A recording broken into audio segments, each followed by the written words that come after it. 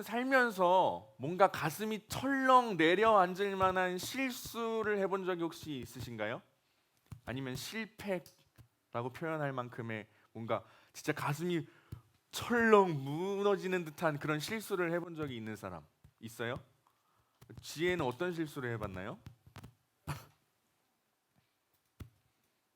없어요? 손 들었잖아. 뭔데요?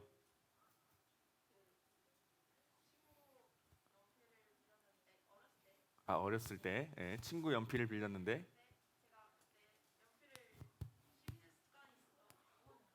연필을 씹었어요. 자, 친구를 씹고 싶었던 건지 연필을 씹고 싶었던 건지 모르겠지만 어쨌든 그런 실수, 가슴이 철렁했나요? 그런 실수를 했대요. 또 다른 사람 한번 말해줄 수 있는 사람이 있나요? 없나요? 실수를 안 하고 살아요. 뭐 예를 들어 시험을 봤는데 답안지를 밀려서 썼다거나 뭐 그리고 선생님이 어떤 심부름을 시켜서 뭘 가져오라고 했는데 가져오는 도중에 그걸 잃어버렸다거나 이런 실수 여러분 한 적 없을까요? 있을 수도 있고 없을 수도 있지만 굉장히 마음 가슴이 철렁하는 실수들이란 말이에요. 자, 그런데 오늘 본문 말씀에 보면요, 이 베드로라는 사람이 등장합니다. 예수님의 제자 중 한 명이었죠. 여러분이 가장 잘 알고 있는 제자 중에 한 명이기도 하고, 자, 이 베드로에게 예수님께서 다가가시는데요.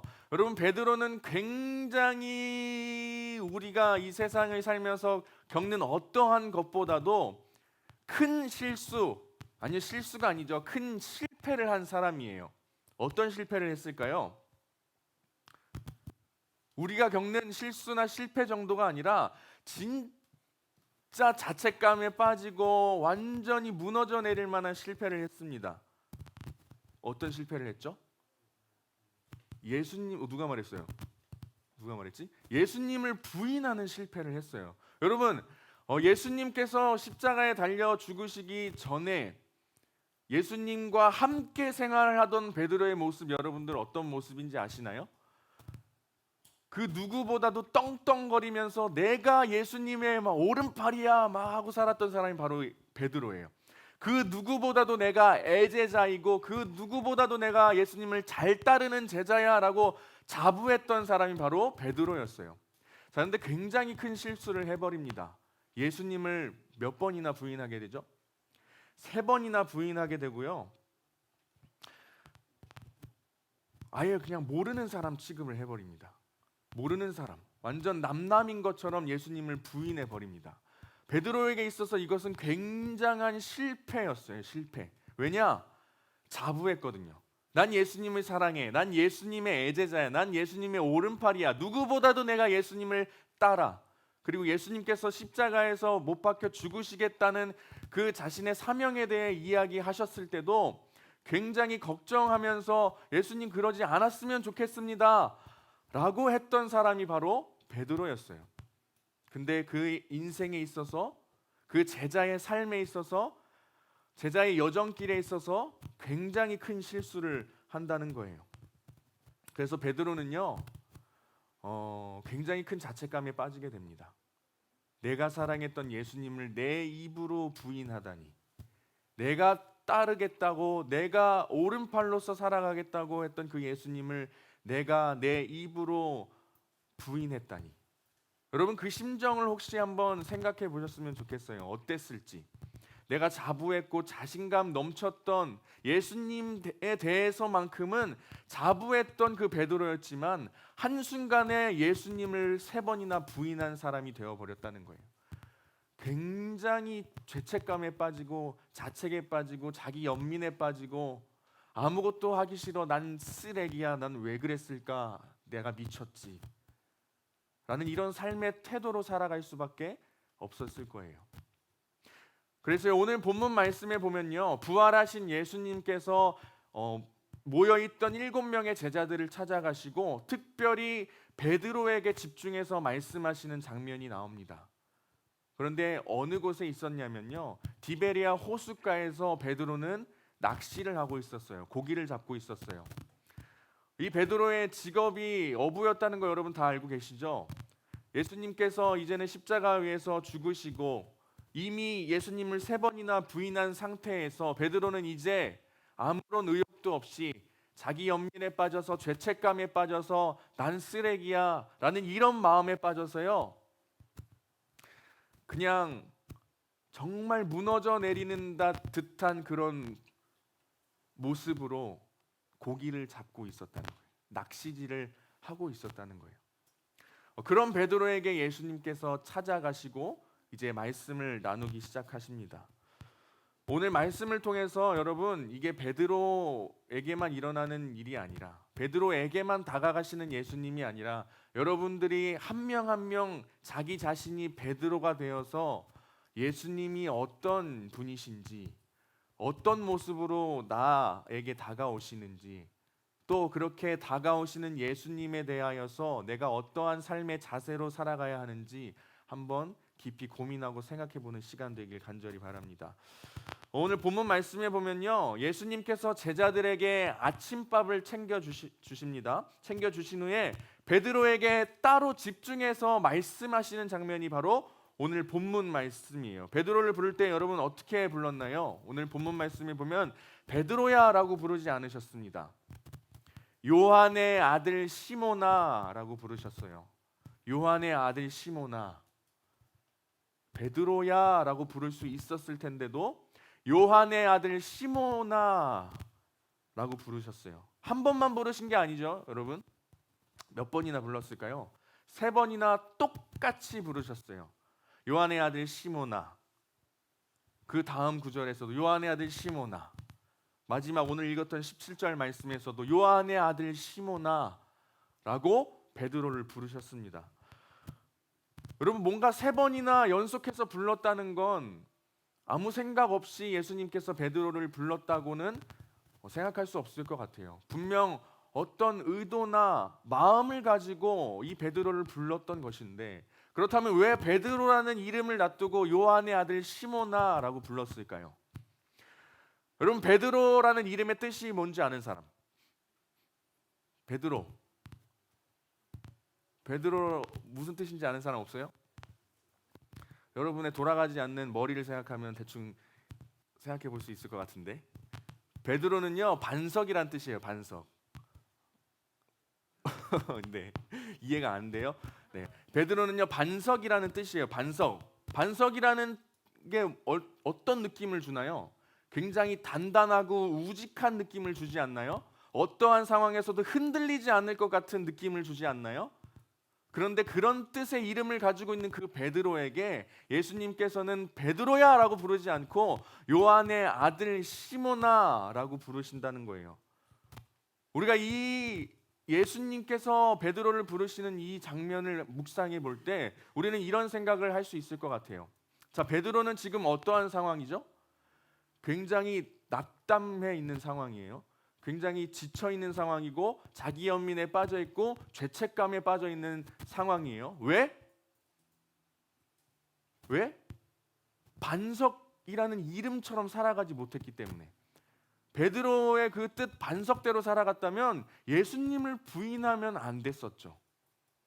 반석이라는 그 베드로의 이름 그대로 살아갔다면요, 어느 상황에서도 예수님을 부인하면 안 됐다는 거예요.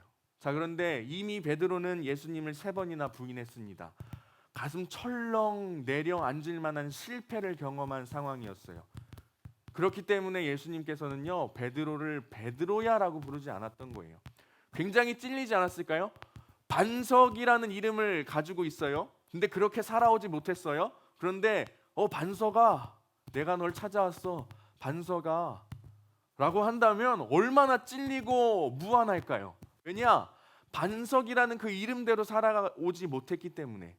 반석이라는 이름으로 살아갔어야 하는데 실패를 경험한 사람이기 때문에 예수님께서는 그 마음을 배려하시고 생각하셨기 때문에 제자로 처음 불렀을 때의 그 이름으로 베드로를 부르신 거예요. 요한의 아들 시모나.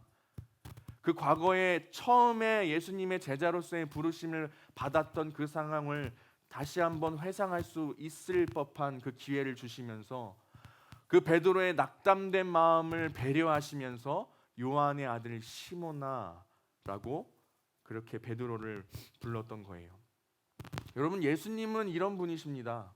예수님은요, 여러분 너무나 사랑하시고, 예수님은요, 여러분 한 사람 한 사람 그렇게 세세하게 배려해 주시는 분이 바로 예수님이라는 거예요. 그런 예수님에 대해서 여러분 늘 기억하면서 살아갈 수 있길 바랍니다. 자, 예수님께서 베드로를 이렇게 요한의 아들 시몬아라고 부르시고 계속해서 말씀하십니다. 질문을 하십니다. 내가 이 사람들보다 나를 더 사랑하느냐? 내가 이 사람들보다 나를 더 사랑하느냐? 라고 베드로에게 질문하고 계셔요. 자, 이 질문은요, 조금 더 풀어 이야기한다면은 이 해석이 가장 맞는 해석이라고 합니다. 네가 다른 제자들이 나를 사랑하는 것보다 나를 더 사랑하느냐? 다른 제자들이 나를 사랑하는 것보다 너는 나를 사랑하느냐? 풀어서 이야기한다면 이런 질문이에요. 여러분, 그런데 이 질문은요, 당시 7명의 제자들이 모여 있을 때 베드로를 향하여서 집중적으로 예수님께서 하신 질문이긴 하지만 예수님께서는 그 자리에 모여 있던 그 7명의 제자들에게 하신 질문이라고 우리는 볼 수 있습니다. 그리고 그 당시에 그 자리에 있었던 그들 뿐만이 아니라 오늘 지금 현재를 살아가는 우리에게도 예수님께서 질문하신다는 거예요. 얘들아, 너희는 나를 사랑하느냐? 여러분들에게 예수님께서 이렇게 질문하신다는 거예요. 다른 어떠한 사람들이 나를 사랑하는 것보다 너는 나를 그만큼 사랑하느냐?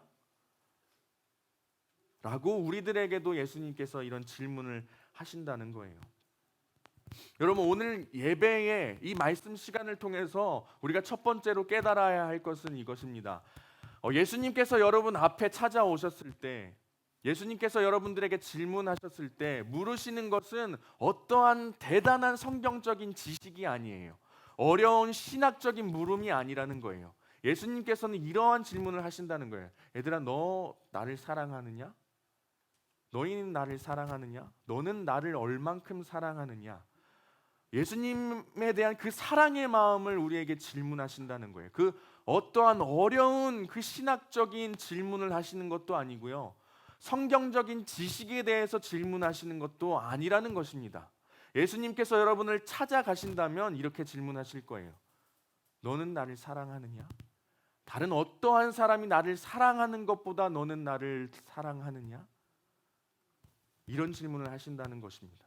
여러분, 그래서 우리는 생각해 볼 수 있겠죠? 예수님께서 우리를 찾아오셨을 때 이 질문을 했을 때, 너는 나를 사랑하느냐라는 질문을 하셨을 때 여러분 각자 예수님께 어떠한 대답을 올려드릴 수 있는지, 여러분 지금 이 시간 한번 생각해 보시기 바랍니다. 즉각적으로 예수님께 대해서 어떠한 대답을 드릴 수 있는지, 예수님을 향한 여러분의 사랑의 마음이 어떠한지 여러분 한 번쯤은 생각해 볼 필요가 있다는 것입니다. 여러분, 그런데 예수님께서 똑같이 3번씩이나 질문하시죠. 내가 정말 나를 사랑하느냐? 너 정말 나를 사랑하느냐? 너 정말 나를 사랑하느냐? 똑같은 질문을 3번이나 하십니다. 여러분, 이 똑같은 질문을 여러분이 한번 들었다고 생각해 보세요. 마음이 편할까요? 굉장히 부담스럽지 않을까요? 그렇죠? 똑같은 질문. 너 나를 사랑하느냐? 너 나를 정말 사랑하느냐? 너 진짜 나를 사랑하느냐? 아니, 왜 3번이나 물으신다는 거죠? 굉장히 부담스러운 연속된 질문입니다. 여러분, 연애 해보셨나요? 여자친구가 남자친구에게 이런 말을 굉장히 많이 해요. 오빠 나 사랑해? 오빠 얼만큼 사랑해? 막 이런단 말이에요. 근데 똑같이 질문해. 오빠 나 사랑해? 오빠 나 진짜 사랑해? 오빠 나 정말 사랑해? 라는 이야기를 들으면 남자들은 미쳐요. 아니, 왜 똑같은 질문을 도대체 3번이나 하는 거야? 그러면서 식은땀을 흘리기 시작하죠. 내가 대답을 잘못했나? 정신 차리자. 여기서 대답을 잘해야 내가 죽지 않는다, 혼나지 않는다. 식은땀을 흘리기 시작합니다. 남자들 조심하세요. 이런 질문에 대답을 잘해야 롱런 할 수 있어요. 여러분도 조심하셔야 됩니다. 근데 이게 마찬가지예요. 예수님께서 똑같은 질문을 3번이나 하셨다는 거예요. 너 나를 정말 사랑하느냐? 나를 사랑하느냐? 너 나를 정말로 사랑하느냐? 굉장히 부담스럽죠. 여자친구가 남자친구에게 질문한 것처럼 굉장히 부담스러운 질문이라는 거예요. 자, 그런데 왜 이렇게 예수님께서 3번이나 연속해서 질문하셨을까요? 왜냐? 예수님에게 있어서 이 질문 그리고 그 질문에 대한 대답은 그 어느 것보다 중요했기 때문에 예수님께서 세 번이나 물으셨다는 거예요. 마찬가지예요. 여자친구가 남자친구에게 계속 묻는 것은 중요한 거죠. 계속 사랑을 확인하고 싶고 진짜 사랑하는지 중요하잖아요. 그렇죠? 만남의 그 관계에 있어서 연애하는 남녀 사이에만 있어서도 나를 사랑해? 정말 사랑해? 진짜 사랑해? 중요하니까 계속해서 묻는다는 거예요. 예수님도 마찬가지셨습니다. 그 사랑의 마음에 대해서 묻는 게 예수님께는 굉장히 중요한 질문이었기 때문에 3번 연속이나 그렇게 질문하셨다는 거예요. 여러분, 한 가지 더 기억해야 할 것이 있습니다. 여러분, 우리가 세상을 살아가는 동안 하나님께서는 우리에게 굉장히 각자에게 다 다른 은사를 주셨어요. 각자에게 하나님께서 주신 은사가 다릅니다. 선물이 다릅니다. 각자가 잘하는 것도 다르고 좋아하는 것도 다릅니다. 각자 다른 지식도 다르고요. 각자 다른 지혜를 하나님께서 주셨어요. 우리의 모습도 너무나도 달라요. 그렇죠? 자, 그런데 중요한 게 있습니다. 그 수많은 은사들을 각자에게 하나님께서 주셨지만 우리에게 예수님을 사랑하는 그 마음이 없다면 그 은사들은 소용이 없다는 거예요. 그 모든 은사들보다 앞서야 하는 것은 우리가 예수님을 사랑하는 마음이 우리 가운데 있어야 한다는 것입니다. 우리가 그 어떠한 것보다도 예수님을 사랑하는 것보다도 우리가 우선시해야 할 것은 하나도 없다는 것을 여러분 기억하며 살아갔으면 좋겠습니다. 그래서 여러분 자기 자신을 바라볼 때 어떠한 기준으로 여러분을 바라보시는지 모르겠어요. 나 자신을 생각할 때 어떠한 기준으로 나를 판단하고 평가하십니까? 어떠한 기준으로 나 자신을 바라보십니까? 여러분, 다른 기준은 필요 없습니다. 나 자신에 대해서 생각할 때, 나 자신에 대해서 돌아볼 때 내가 얼마나 예수님을 사랑하고 있느냐, 이 기준 하나만으로 나를 바라볼 수 있어야 한다는 것이에요. 다른 거 필요 없습니다. 오직 이 하나. 예수님도 이걸 질문하지 않으셨습니까? 예수님께서 여러분 앞에 선다면 나를 사랑하느냐 이걸 물으신다고 제가 말씀드리지 않았어요? 그렇기 때문에 여러분 자기 자신을 바라볼 때에도 어떤 기준으로 바라봐야 하느냐? 내가 지금 예수님을 얼만큼 사랑하고 있느냐? 내가 정말 예수님을 사랑하고 있는가라는 그 기준으로 나 자신을 바라보면서 살아갈 수 있어야 한다는 거예요. 자, 그때 베드로가 이 질문에 어떻게 대답하죠? 베드로는요, 내가 주를 사랑하는 줄 주께서 아시나이다. 2번 그렇게 대답합니다. 내가 주를 사랑하는 줄 주께서 아시나이다.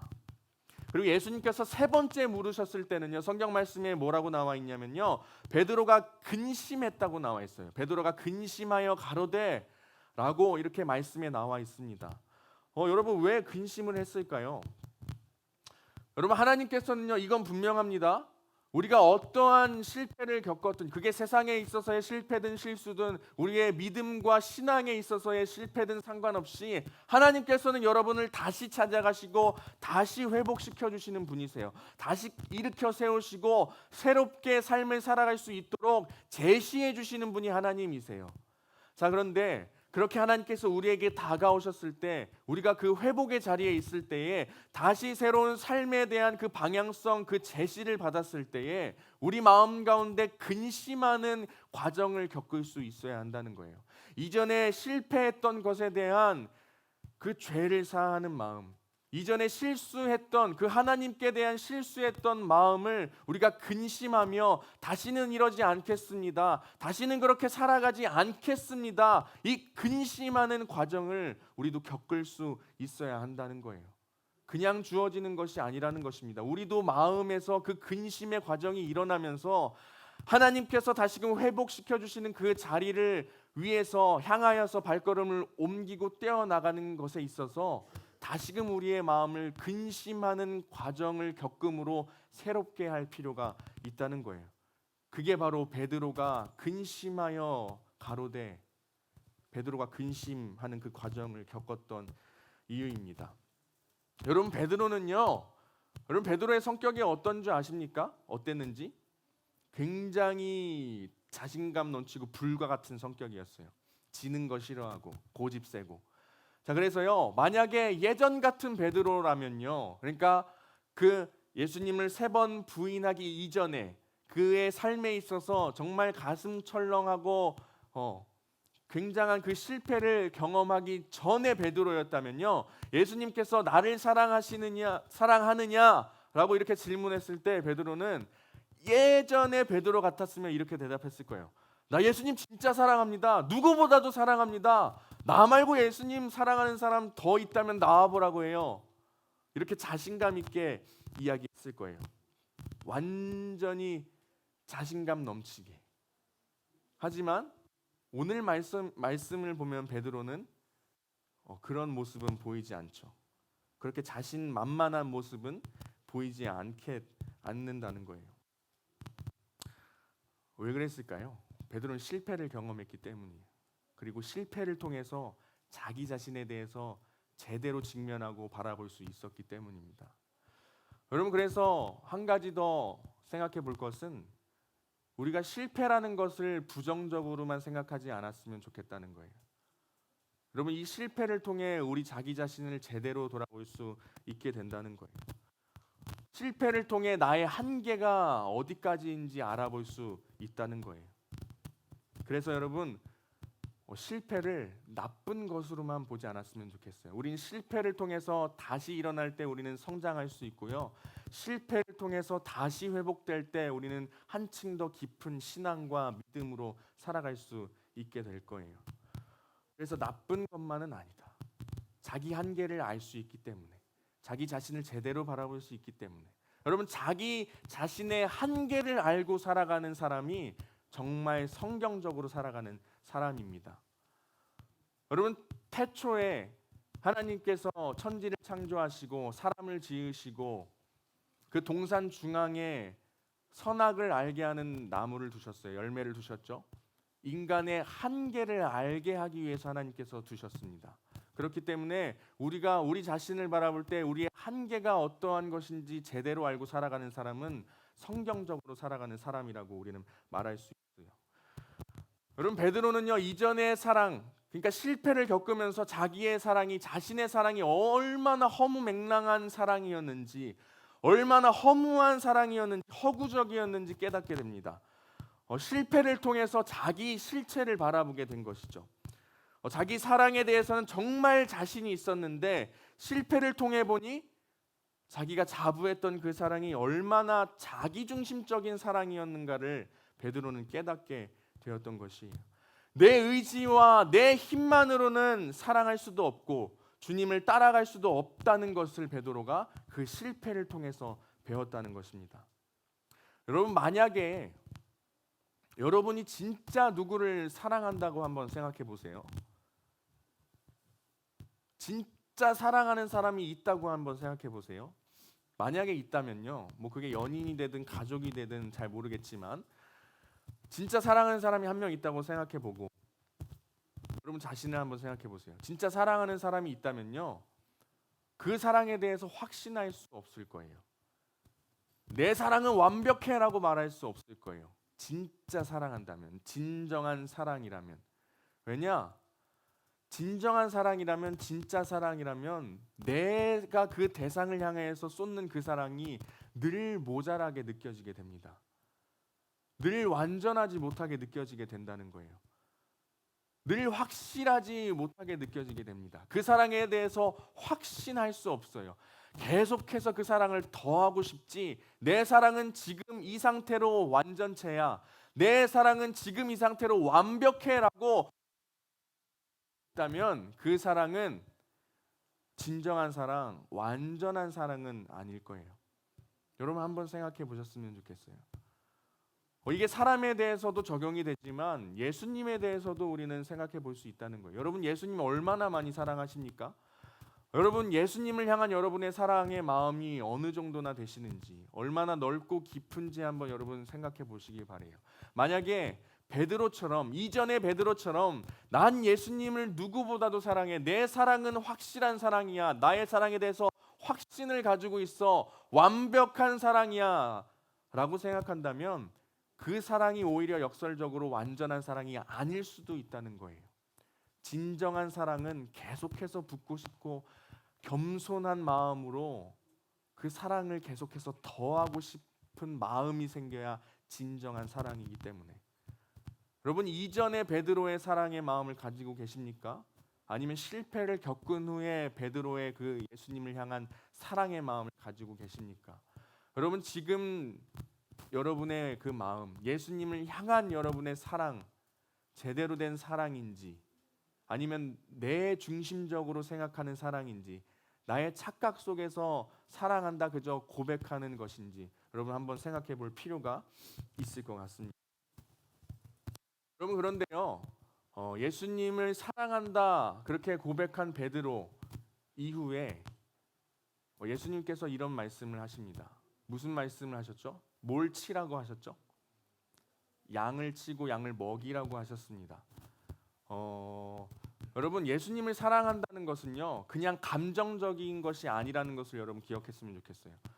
연인과의 관계에 있어서 사랑해라고 말할 때 뭔가 그 감고 가는 것을 여러분 느낄 수 있지만, 우리가 예수님을 향하여서 보이는 그 사랑은요, 그냥 감정적으로 끝낼 수 있는 사랑이 아니에요.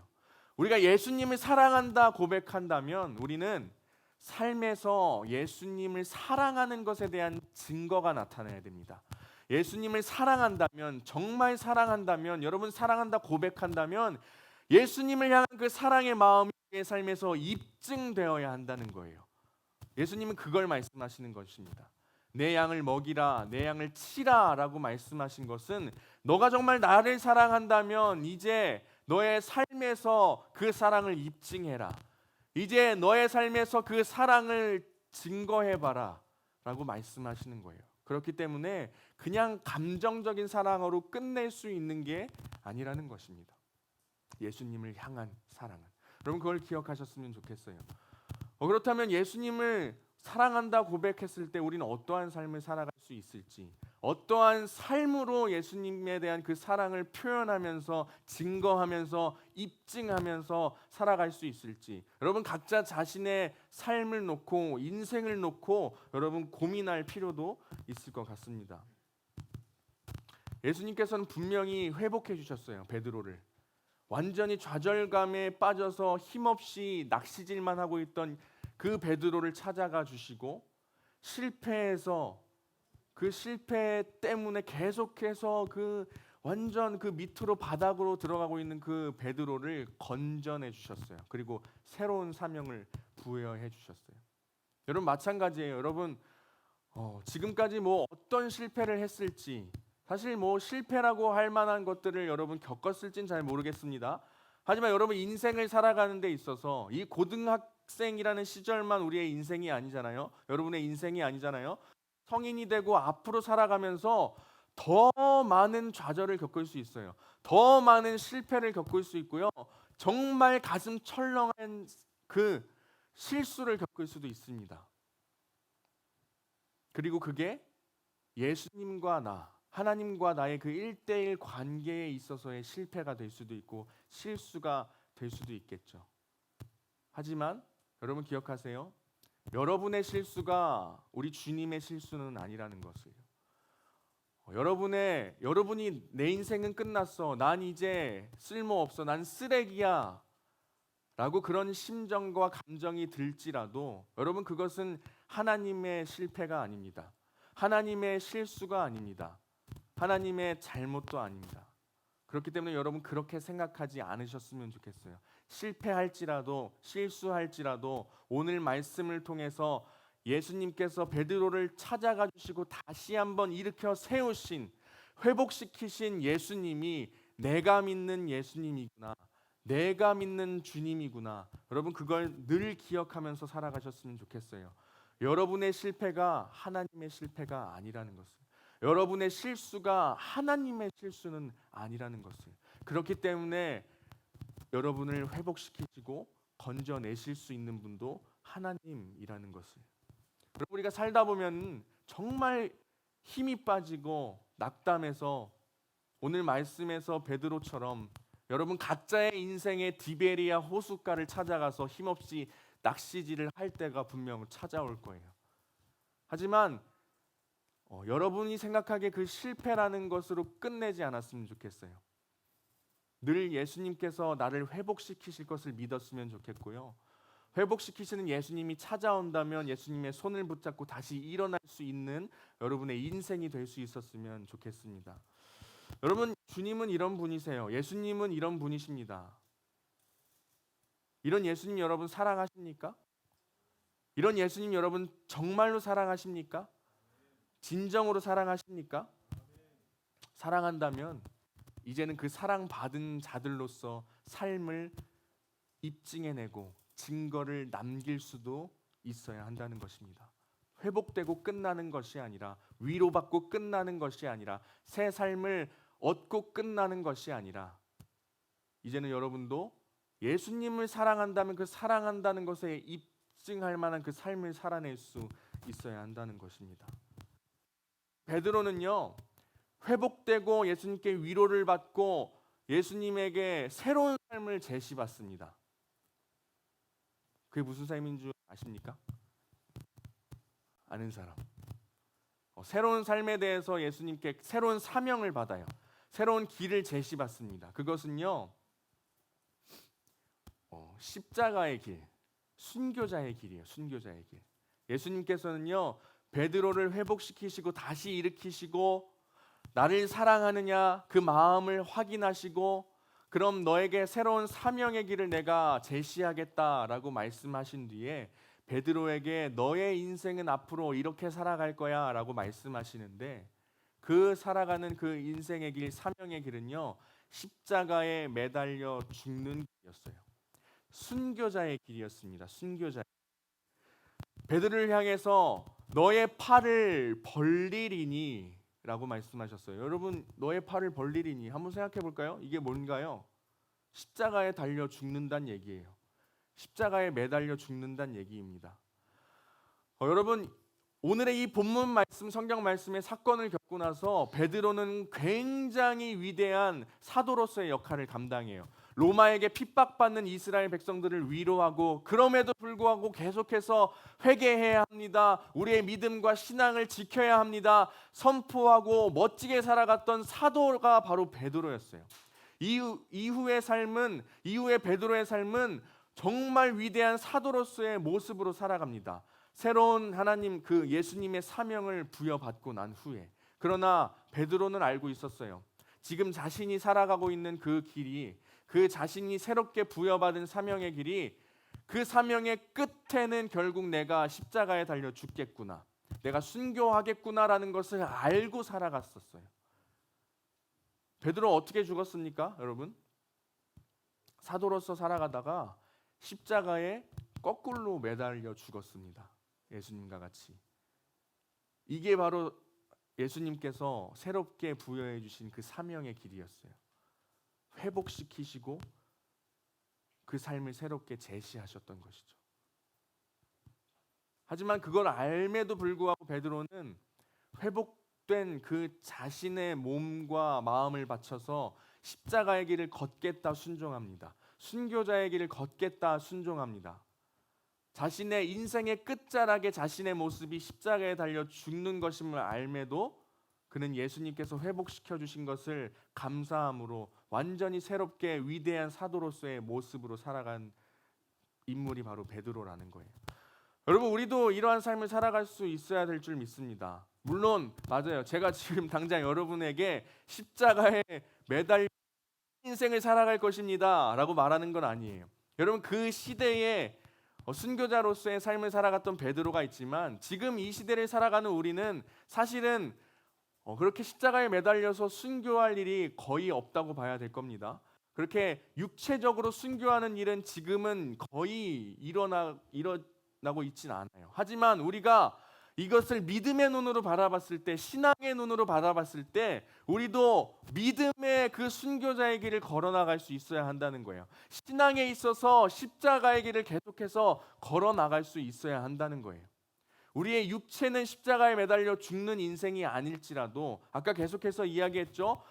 예수님을 사랑하는 삶을 입하면서 살아가야 한다는 거예요. 실제적으로 우리의 삶에서 어떤 모습과 행위가 나타나야 한다는 것입니다. 감정적으로 주님 사랑합니다라고 끝내는 것이 아니라 베드로가 순교자의 길을 걸어갔던 것처럼 우리도 우리의 삶에 있어서 입증하는 삶, 예수님을 사랑한다는 것에 대한 증거로서 살아가는 우리의 삶의 모습이 나타나야 한다는 것입니다. 여러분, 그렇게 살아갈 수 있길 간절히 소망합니다. 그 어떠한 것보다도 우리의 신앙에 있어서 그 십자가의 길, 순교자의 길을 걸어나가며 살아가는 것이 하나님께 영광 올려드리는 길이에요. 여러분 자신의 행복을 위해서 살아가고 있습니까? 여러분 자기 자신, 나를 위해서 살아가고 있진 않은지요? 아니요. 여러분, 하나님의 영광을 위하여서 살아가는 삶이 가장 값지고 기쁜 삶입니다. 그렇기 때문에 나의 행복을 위해서 살아가지 않으셨으면 좋겠어요. 하나님의 영광을 위해서 살아가셨으면 좋겠어요. 그 십자가의 길, 순교자의 길을 걸어나가는 그 삶은요, 하나님께 영광 올려드리는 삶입니다. 나의 행복을 위한 삶이 아니라 내가 나의 삶을 바쳐서, 나의 인생을 바쳐서, 나의 모습 그대로를 바쳐서 하나님께 영광 올려드리겠습니다 라는 그러한 고백으로 살아가셨으면 좋겠어요. 그럼 그것이 우선될 때에 여러분의 행복은 하나님께서 책임져 주실 거예요. 여러분, 그게 우선되었을 때에 여러분 예수님에 대한 사랑을 입증하면서 살아가는 그 여러분의 삶이 먼저 우선시 되었을 때에 여러분의 인생은 알아서 하나님께서 이끌어가 주실 것입니다. 여러분이 생각하는 성공이 어떠한 것인지 모르겠어요. 여러분이 생각하는 행복이 어떠한 것인지 모르겠습니다. 하지만 우리가 가장 우선순위 삼아야 할 것은 예수님을 사랑하는 것을 입증하는 삶이 되어야 할 줄 믿습니다. 그렇게 살아갈 때에 하나님께서 여러분에게 다른 사람이 누리지 못할 행복을 허락하실 거예요. 하나님께서 다른 세상 사람들이 누리지 못할 성공의 삶을 살아갈 수 있게 하실 거예요. 다른 사람이 누리지 못할 승리의 삶을 하나님께서 허락해 주실 거예요. 그렇기 때문에 여러분, 예수님의 사랑을 그 입증하는 길을 좀 걸어 나가셨으면 좋겠습니다. 여러분, 시험 기간이죠. 지금 보니까 시험 기간이라서 많이 안 온 것 같아요. 제가 강력하게 니다 여러분, 시험과 여러분 신앙 사이에서 저울질하지 않았으면 좋겠어요. 여러분의 학업과 여러분의 믿음 사이에서 저울질하지 않았으면 좋겠습니다. 여러분 이미 알고 있지 않나요? 여러분의 인생에 있어서 어떠한 삶이 더 가치 있는 삶이고 값진 삶인지. 그런데 왜 시험 되면 고민을 합니까? 이번 주에 예배 한번 빠져봐야지. 시험만 내가 다시 주님께 나아가야지. 여러분, 이게 진정한 사랑이 맞습니까? 그 어떠한 상황 속에서도 저울이요? 아니요, 저울 위에 올려 게 우리의 믿음과 신앙 아니겠습니까? 그 어떠한 속에서도 주님을 예배하고 주님을 만나 우선히 살아야 하지 않겠습니까? 예수님을 사랑한다고 고백하는 사람들이라면 그렇게 살아야 하지 않겠습니까? 예수님을 사랑한다고 하면서 왜 여러분의 삶은 계속해서 고민하는 삶으로 살아가고 있습니까? 예수님을 사랑한다고 맨날 입술로는 고백하는데 왜 그 삶에 입증하는 삶의 모습은 나타나지 않습니까? 예수님을 사랑한다고 계속해서 말하고 살아가는데 왜 예수님 사랑에 대한 증거의 삶의 모습은 여러분 가운데 나타나지 않고 있습니까? 세상의 가치와 우리의 믿음, 여러분 흔들리지 않았으면 좋겠습니다. 절대로 저울질 해서도 안 되고요. 할 필요도 없습니다. 조금만 더 깨닫는다면 우리의 인생에 있어서 어떠한 삶의 모습으로 어떠한 그 순간순간 어떠한 선택을 하는 것이 우리의 인생에 더 값진 것인지, 더 기쁜 것인지, 더 하나님께 영광 올려드릴 수 있는 것인지 여러분 깨닫게 될 거예요. 그러니 여러분 하나님을 믿고 저의 말을 좀 신뢰하고 여러분 당장 눈앞에 놓여 있는 그 상황 때문에 여러분 신앙과 믿음을 그 저울질하지 않고 계속해서 믿음으로 나아갔으면 좋겠어요. 예수님을 정말 사랑한다면, 예수님의 제자라면, 여러분 크리스찬이라면, 그리스도인이라면 하나님 만나는 자리 포기하지 않았으면 좋겠습니다. 고민하지 않았으면 좋겠습니다. 여러분 행복축제 기간을 보내고 있습니다. 여러분 전도하는 것에 대해서 얼마나 부담감을 느낄지 저는 잘 알고 있어요. 굉장히 쉽지 않죠. 다른 영혼을 이 교회로 이끌고 오는 것이 굉장히 큰 부담이라는 것을 저도 알고 있습니다. 하지만 여러분 예수님을 사랑하는 것에 대한 그 입증의 삶의 모습이 우린 전도를 통해서도 나타날 수 있어야 합니다.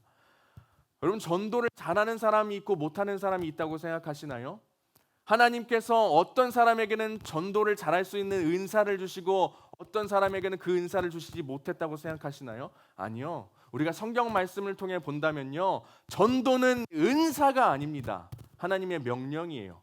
선택해서 하는 것이 아니라 부르심을 받은 이유가 여러분 무엇입니까? 여러분 하나님께서 여러분을 이 자리 가운데로 부르신 이유는요. 부르시고 다시 보내기 위해 여러분들을 부르셨다는 거예요. 그렇기 때문에 여러분 전도하는 그 하나님의 사명, 그 명령을 여러분 삶에서도 조금 실천해 볼 수 있기를 간절히 소망합니다. 그렇게 살아가는 삶 또한 예수님의 사랑에 대해서 입증하며 살아가는 것이고 예수님을 사랑한다는 그 증거며 살아갈 수 있는 삶의 모습들이 될 수 있을 거예요. 그러니 여러분 신앙과 믿음, 그리고 하나님께서 여러분에게 주신 그 사명들, 그 어떠한 가치 때문에도 흔들리지 않고 예수님을 사랑하는 그 마음을 잘 지키고 진정한 사랑의 모습으로 실제적인 여러분들의 삶의 모습과 행위로 나타나는 그런 삶을 살아갈 수 있으면 좋겠습니다. 여러분 그렇게 살아갈 때에 하나님께서 승리를 허락하실 거예요. 그렇게 살아갈 때에 하나님께서 성공을 허락하실 거고 그 성공의 가치는요. 여러분이 생각하는 성공의 가치와는 말로 표현할 수 없을 만큼 다를 겁니다. 여러분의 인생을 하나님께서 주도하도록 여러분도 그 예수님께 여러분의 삶을 내던질 수 있었으면 좋겠습니다. 이게 예수님을 진짜 사랑한다고 고백하는 사람들의 삶이에요. 그러한 삶이 예수님을 진짜로 사랑하는 사람들의 삶의 모습입니다. 우리 예수고에 속해 있는 한 사람 한 사람은 그렇게 살아갈 수 있었으면 좋겠어요. 그냥 말로만 예수님 사랑합니다, 좋아합니다 끝내는 것이 아니라 아닌가요? 좀 더 울면서 예수님 나의 마음을 다해 예수님을 사랑합니다. 근데 여기서 끝나면 안 된다는 거예요. 우리의 삶에서 입증하는 삶을 살아내는 우리 예수고 모든 이들 한 사람 한 사람 되길 간절히 소망합니다. 쉽지 않을 수 있습니다. 이것도 훈련이라고 생각해요. 여러분 훈련 해보셨나요? 훈련은 쉽습니까? 어렵습니까? 빡세죠. 훈련은 원래 어려운 거예요. 여러분 훈련은 쉬운 걸 훈련이라고 하지 않죠. 하지만 그런데 우리의 신앙과 믿음의 여정길 가운데 있어서도 우리는 훈련의 과정을 거쳐야 합니다. 한번 생각해 볼까요? 여러분 손흥민이라는 사람이 있습니다. 또 어릴 적부터 훈련을 열심히 해온 여러분 유명한 사람 김연아라는 사람도 생각해 볼 수 있겠죠. 이 손흥민이라는 사람은 축구 선수가 되기 위해서 아버지가 어릴 때부터 혹독한 훈련을 시켰습니다. 그 과정의 결과로 나타난 게 지금의 손흥민이에요. 생각을 해볼게요. 제가 축구를 좋아한다고 해서 손흥민처럼 되고 싶다고 해서 프리미어리그에 가고 싶다고 해서 지금 30대가 넘은 이 나이부터 훈련을 시작한다고 생각해봐요. 여러분 제가 손흥민처럼 될 수 있을 것 같나요? 프리미어리그에 갈 수 있을 것 같아요? 구경은 갈 수 있겠죠. 티켓 사고. 그런데 제대로 이전부터 오랜 시간을 들여서 훈련한 그 축구 선수와는 비교도 안 될 정도로 완전히 차이가 난다는 거예요. 여러분 이 고등학교 시절 이 청소년이라는 이 시간부터 여러분 제대로 신앙과 믿음의 훈련을 하시길 바랍니다. 여러분 이때에 훈련하지 않으면요 나중에 가서는 바로 잡기가 쉽지 않아요. 제가 30대가 넘은 이 상황에서 축구 훈련을 하면은 뭐 제대로 뭐 관절도 사용할 수 없겠죠. 근육도 지금 뭐 다 빠져가지고 할 수 없겠죠. 신앙과 믿음도 마찬가지입니다. 여러분 훈련 열심히 할 수 있을 때 훈련하셔야 됩니다. 열심히 훈련할 수 있을 때 하셔야 여러분 손흥민과 같은 그 신앙의 근육들이 생겨서 여러분 나중에 갔을 때에도 흔들리지 않는 믿음 가지고 다른 많은 사람들에게 본이 되는 영향력이 있는 삶을 살아갈 수 있을 것이라는 거예요. 여러분 그렇게 살아가며 또 그렇게 살아가기를 결단하는 우리 모든 예수가 한 사람 한 사람 되길 간절히 소망합니다. 할렐루야, 할렐루야. 자, 우리 함께 찬양할 텐데요. 우리 다시 복음 앞에라는 찬양을 함께 올려드리기 소망합니다.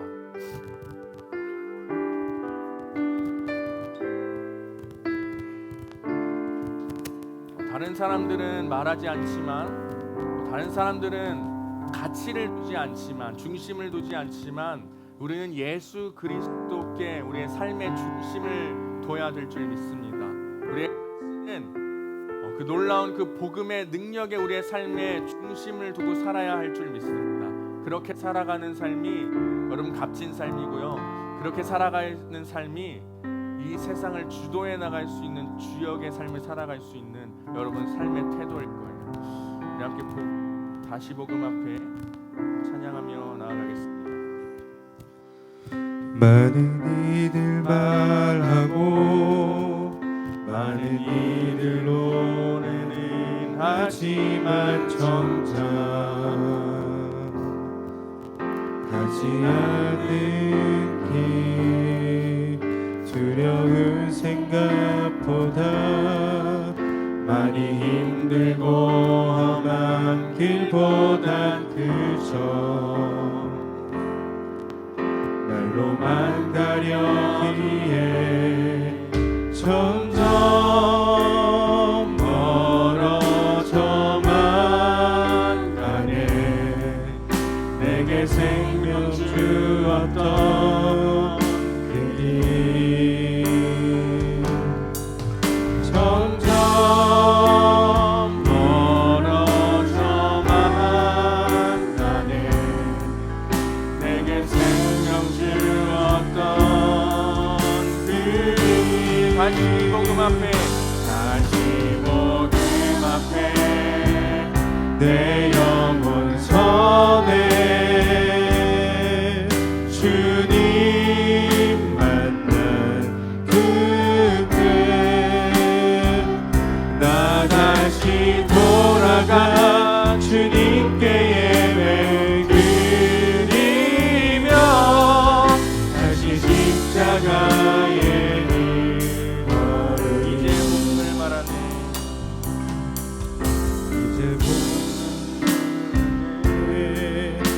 이제 복음은 노래 십자가만 사랑하리라. 완전한 복음 앞에 온전한 믿음으로 십자가로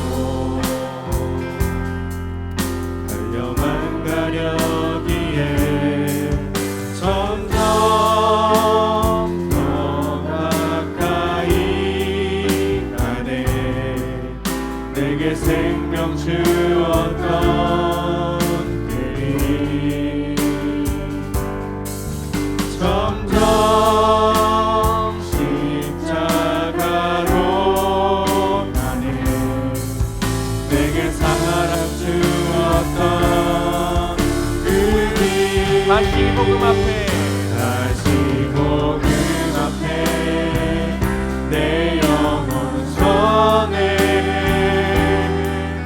주님 만나 그때 나 다시 돌아가 주님께 예배 드리며 다시 십자가 우리 다시 한번 고백하며 나아갑시다. 다시 복음 앞에, 다시 복음 앞에 내 영혼 선해 주님 만난 그때 나 다시 돌아가 주님께 예배 드리며 다시 다시 한번 우리의 결단하는 마음을 주님께 올려드리며 다시 복음 앞에 내 영혼 전해 주님만 받을 때 나 다시 돌아가 주님께 예배를 드리며 다시 십자가에 이 시간 간절히 하나님 아버지 앞에 기도하며 나아갔으면 좋겠습니다. 이 시간 기도할 때에 먼저 주님을 생각해 보셨으면 좋겠어요. 우리의 삶에서 실패하고 또 실수해도 괜찮다, 다시 해보자, 다시 가보자, 다시 일어나보자 말씀하시는 그 주님, 여러분 그 주님을 한번 생각해 보셨으면 좋겠습니다. 생각하면서 여러분 고백하시길 바랍니다. 주님, 그런 주님을 내가 사랑합니다. 내가 주님을 전심으로 사랑합니다. 주님 그 마음 아시죠? 내가 주님을 사랑하는 나의 마음 아시죠? 내가 주님과 함께 살아가겠습니다. 내가 주님과 함께 동행하며 살아가겠습니다. 주님을 사랑하는 마음을 증거하며 살아가겠습니다. 십자가의 길, 믿음의 길, 그 순교자의 길을 내가 걸어 나가겠습니다. 주의 영광을 위하여서 나를 사용하여 주시옵소서. 나 자신을 주님께 올려드리오니 나의 삶을 통하여 주님 영광 받아 주시고 나를 사용하여 주시고 오직 주님만을 향한 나의 삶을 통하여서 주님 영광 받아 주시옵소서라고 우리 이 기도 제목 놓고 주님의 이름 한번 부르고 함께 기도하며 나아갑시다. 주여,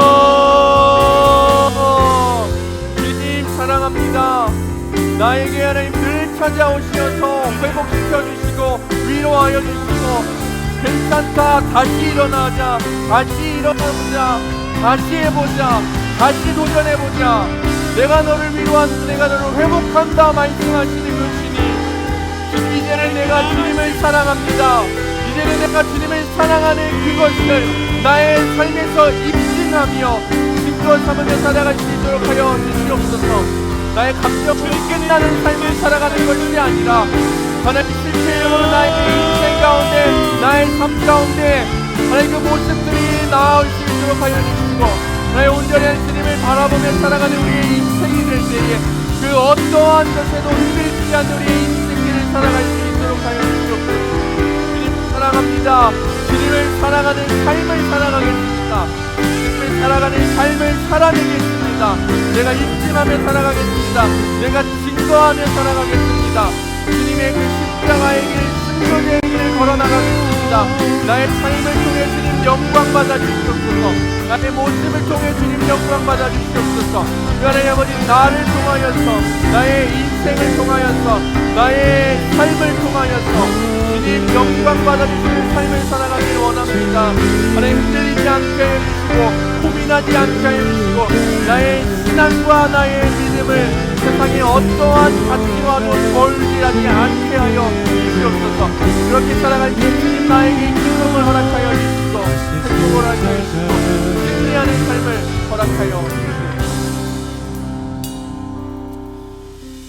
하나님 감사합니다. 우리를 주의 자녀 삼아 주시고 또 하나님의 자녀로서 주님을 예배할 수 있도록 이 자리 가운데로 우리를 부르심에 너무나도 감사드립니다. 하나님, 주님께서는 우리를 늘 회복하시는 분이십니다. 주님께서는 우리를 늘 위로해 주시는 분이십니다. 주님께서는 늘 우리의 손을 잡고 일으켜 세우시는 분이십니다. 주님의 그 우리를 향한 놀라운 사랑을 늘 기억하며 살아갈 수 있게 하여 주시고 하나님, 우리가 우리의 인생에 있어서 신앙에 있어서 실패를 하든 실수를 하든 하나님, 그것이 하나님의 실패이고 실수는 아님을 늘 기억하며 살아가게 하여 주시옵소서. 하나님, 또한 우리 또한 그 놀랍고도 크신 사랑에 힘입어 예수 그리스도를 전심을 다해 사랑하는 삶을 살아가게 하여 주시고 하나님, 그 사랑의 모습들이 우리의 삶의 현장에서 실제적으로 입증되는 삶을 살아가게 하여 주시옵소서. 이 세상의 어떠한 가치와도 흔들리지 않을 만한 우리의 신앙과 믿음을 주님께서 허락하여 주시고, 하나님 그러한 삶을 살아갈 때에 말로 표현할 수 없을 행복과 기쁨과 승리와 성공의 삶을 우리 예수고 한 사람 한 사람에게 허락하여 주시옵소서. 하나님, 이 자리 가운데 나아올 때에 마음과 정성을 다해 주님께 예물을 올려드린 이들이 있습니다. 하나님, 그 마음을 주님께서 어여삐 봐주시고 축복 내려주시어서 하나님 자신의 것을 주님께 내어드리고 주님께 드리는 그 마음, 하나님께서 그 마음을 아시고 갑절의 은혜로 더하여 주시는 것을 우리 예수고 학생들 지금 이 청소년 시기부터 누리며 느끼며 살아갈 수 있도록 하여 주시옵소서. 예수님의 이름으로 기도드립니다. 아멘.